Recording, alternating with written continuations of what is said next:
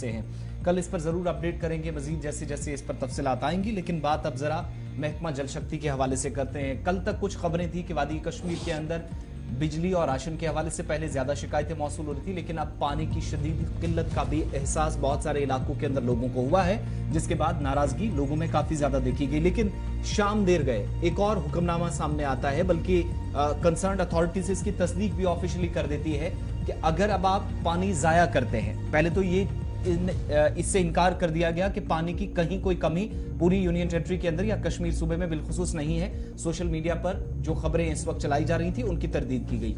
लेकिन दूसरी तरफ अगर आप पानी का गलत इस्तेमाल करते हैं तो फिर आप एक्शन के लिए तैयार रहें, क्योंकि मुतलका हुकाम के मुताबिक वस्ती कश्मीर से इसकी शुरुआत की जाएगी और 2 साल कैद होने के साथ साथ 10,000 रुपए का जुर्माना उन तमाम लोगों पर होगा जो आज के वक्त में पानी का गलत इस्तेमाल करेंगे। अब 2-4 चीजें इसमें डिपार्टमेंट कहता है कि उनके नोटिस में आई।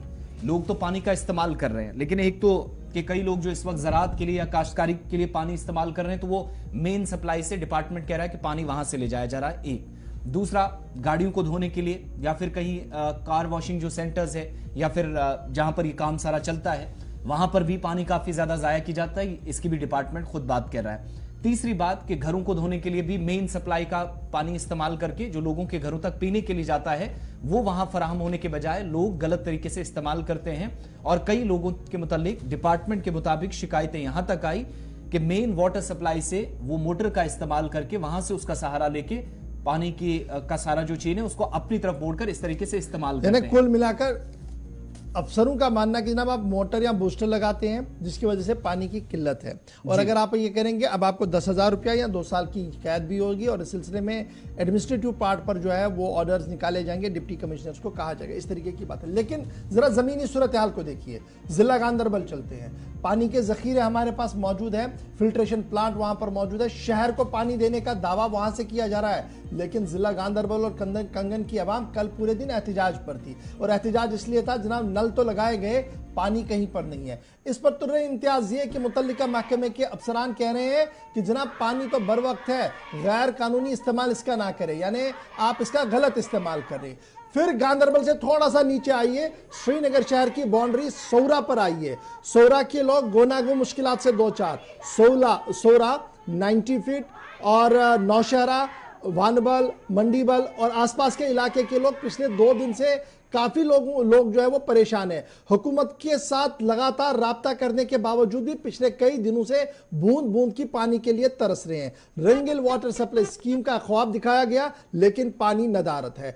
आगे बढ़ेंगे, नौहटा, खानियार से लेकर मखदूम साहब तक के इलाका छान मारिए तो आप लोगों की मुश्किलात से बाखबर हो जाएंगे कि किस तरीके से बड़े दावे किए जा रहे हैं कि पानी दिया जा रहा है, लेकिन बूंद बूंद के लिए तरस रहे हैं। फिर शहर के दीगर इलाकों के अंदर आइए जहां पर श्रीनगर सेक्रेटरीट है, यानी बटमालू का आसपास का इलाका। कल ही हमारे कॉलर ने कहा कि जनाब नई लाइन तो बिछाई गई, लेकिन फायदा क्या जब पानी ना आए। तो सवाल यह है कि हजारों करोड़ रुपए की स्कीमें मुतारुफ कराई जा रही हैं, हर घर नल हो, जल हो, इसका ख्वाब भी वजीर आजम साहब ने देखा और करोड़ों रुपया पंप करवाया। लेकिन आज के दिन में जब कश्मीर की बात करते हैं, जहां जगह जगह पर पानी हुआ करता था और हर जगह पीने का पानी मैसर होता था, आज बूंद बूंद के लिए तरस रहा है। आखिर वजह क्या है? एक बड़ा सवाल यह भी है, हमने खुद की ओर भी देखना होगा, लेकिन इंतजामिया इससे बरी जिम्मा नहीं हो सकती है। इंतजामिया को भी ठोस इकदाम उठाकर सामने आना होगा कि आखिर ऐसा क्या हो रहा है कि पानी नहीं है।